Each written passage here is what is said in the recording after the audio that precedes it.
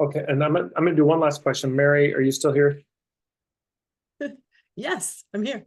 Yeah, I wasn't gonna, but your question was I'm so so good. excited. So the question is, how do you ensure you don't alienate potential clients if your point of view is too controversial and mainstream?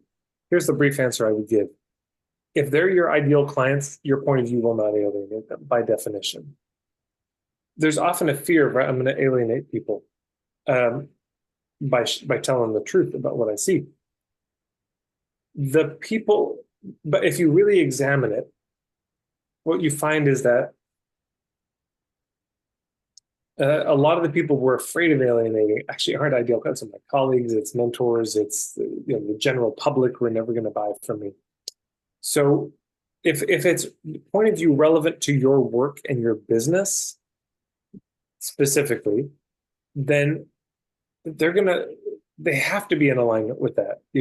If they're not in alignment with your core point of view, fuck, they're a nightmare. You don't want them as a client. They're gonna fight you tooth and nail the whole way. But so there's point of view about your business, but then there's, let's say, your political point of view. There's point of view about stuff that's not directly germane to the business itself, but it's your views about COVID and the World Economic Forum and you know every controversial issue of the day, immigration and that. So the you don't have to share the stuff about your business. You just, I don't know, you don't have to do anything. I would recommend sharing that. The other stuff is a real personal choice because you got to have some pretty thick skin. Because if you start coming out there saying, the aliens are landing soon and, the Galactic Federation is coming, yeah, there can be a lot of people who are going to just call you a wingnut and write you off. And it can be very painful. And some people can deal with that and don't care, and some people can't. And there's often the fear of like, but if I say all my political views, then what's going to happen is nobody's going to want to work with me. And that is not true. That is so 100% not true. What often happens is you actually get a much more fiercely loyal following. Because, I've spoken up around the whole Israel-Palestine situation a number of times since early on, and that has lost me people, for sure. There are people who would have worked with me, wrote me right off, and other people live much more. Yeah, so interesting. Yeah, I mean, it's hard for me because it's basically like sort of my brother and I were talking, and he's a hippie and a poet, and he said, Mary, your thing is hard because it's principle-centered leadership, but you're an executive coach for corporations, and those things are oxymorons. You can't be principle-centered at scale. I dissent with him, and I have a practice around that. So even if I can infiltrate with the people I'm coaching and create leaders who are principle-centered, who move up to be CEOs, and it takes a long time, I'm game. But I know it can be done at scale.